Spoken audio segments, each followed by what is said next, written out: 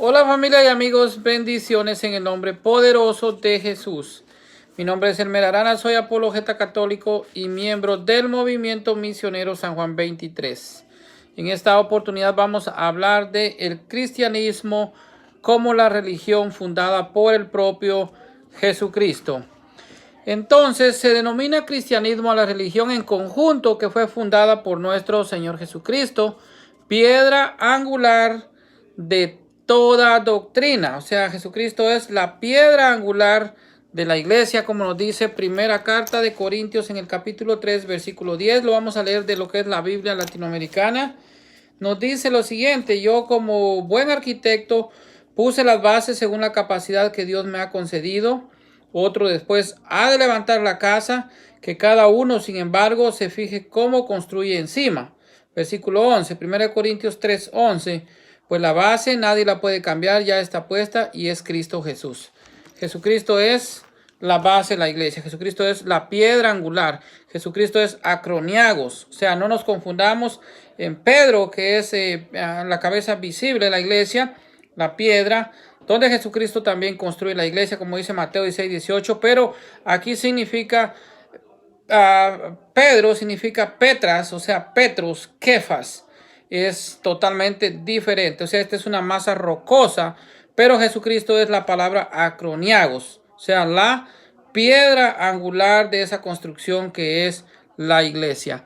Entonces, también segunda de Pedro, capítulo 2, versículos 4, 6 y 8, nos dice que Jesucristo también es la piedra angular de esa gran construcción. Y nosotros todos somos como piedras vivas que formamos esa construcción.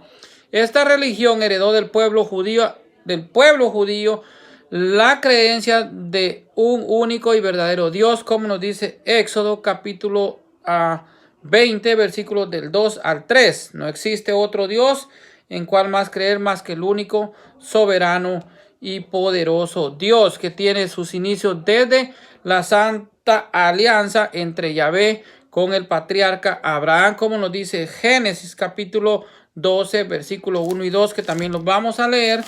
Esto es de lo que es la Biblia de Navarra. Nos dice el capítulo 12, versículo 1 y 2. El Señor dijo a Abraham: vete de tu tierra y de tu patria y de casa de tu padre a la tierra que yo te mostraré. De ti haré un gran pueblo, te bendeciré y engrandeceré tu nombre, que servirá de bendición. Esta es una alianza desde el principio entre Dios y nuestro padre Abraham, como nos dice pues el Génesis 12, 1 y 2. Convirtiendo pues al pueblo de Israel en una gran nación santa y reino de sacerdotes, como nos dice Éxodo capítulo 19, versículos 5 y 6. Y sigue siendo un pueblo muy amado por el Padre Eterno. Vea lo que nos dice Romanos capítulo 9, versículos al 11. Y también segunda de Corintios capítulo 3, versículos 15 y 16.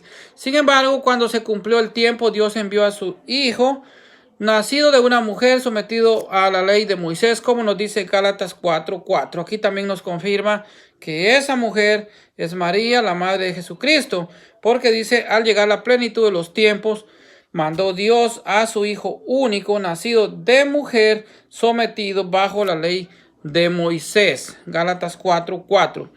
Ese es el gran sumo sacerdote, como nos dice también Hebreos capítulo 4 y versículo 4, que los vamos a leer. Nosotros tenemos un sumo sacerdote en el cielo que ha penetrado el santuario celestial. Entonces, en Hebreos 4, 14 nos dice lo siguiente.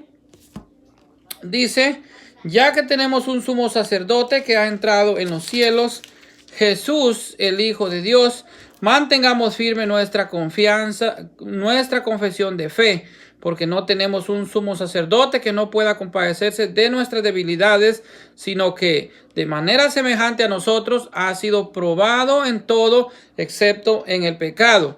Por lo tanto, acerquémonos confiadamente al trono de la gracia para que alcancemos misericordia y encontremos la gracia que nos ayude en el momento oportuno. Jesucristo es nuestro sumo sacerdote. Entonces, Él es el gran sumo sacerdote, como ya vimos que nos dice Hebreos capítulo 4, versículo 14, que establece un nuevo pacto, como también nos dice la carta de los Hebreos en el capítulo 8, versículo 6. Y además, pues sabemos que por su muerte salvadora en la cruz, como nos dice Efesios 2:16, Colosenses 1:20, dando origen al verdadero pueblo de Dios, como nos dice Gálatas capítulo 6, versículo 16.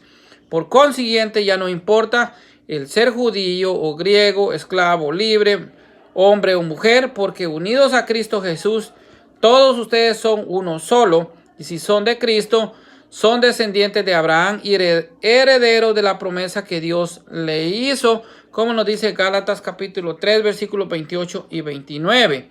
La iglesia entonces es el cuerpo de Cristo, como nos dice San Pablo en la primera carta de los Corintios capítulo 12, versículos 12 y 13. Todos los que fuimos bautizados en un mismo espíritu.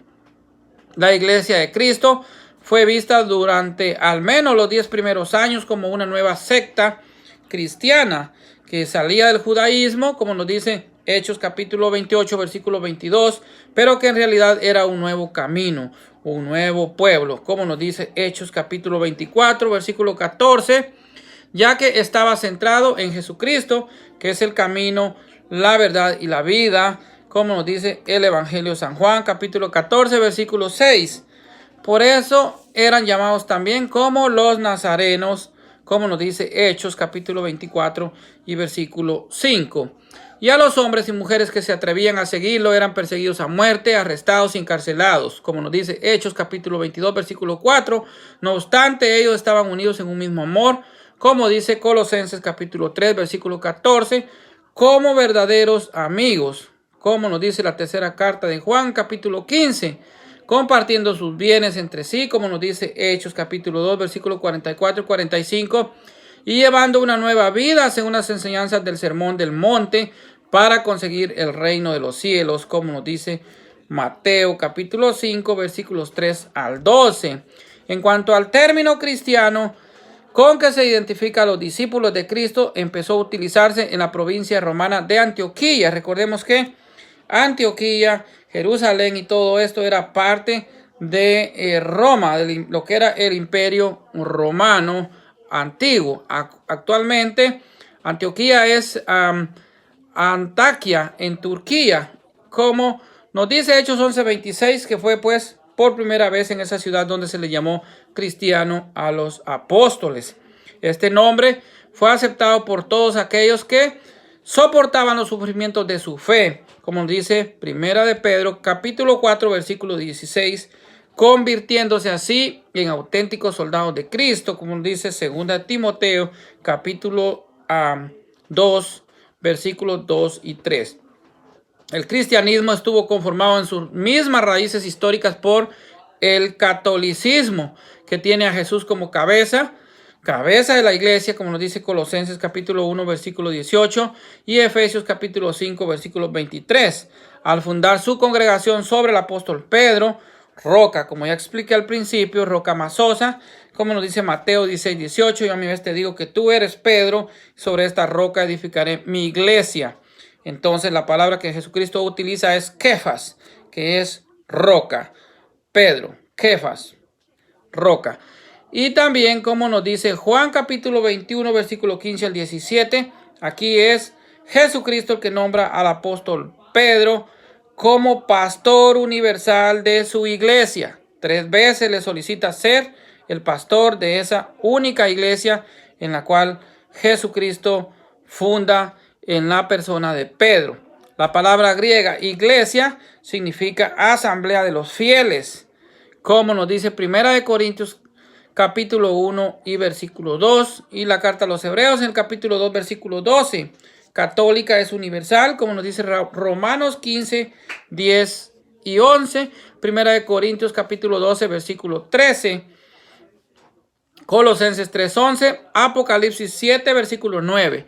Fue utilizada esa palabra como adjetivo por primera vez por un obispo de la Iglesia Católica llamado Ignacio de Antioquía, segundo obispo de la ciudad de Antioquía, y le llamó pues a esa iglesia universal en el año 107 después de Cristo.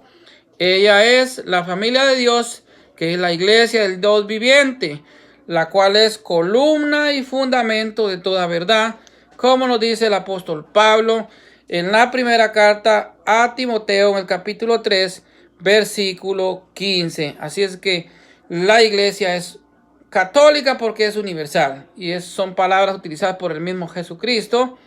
En Mateo 28, 19 dice: "Y pues por todo el mundo, y haced mis discípulos a todas las personas, bautizándolas en el nombre del Padre, del Hijo y del Espíritu Santo, y enseñadles lo que yo mismo les he enseñado a ustedes". Y por todo el mundo, católica universal, abarca todas las lenguas, todas las razas y todo lo que es pues el mundo. Católica universal.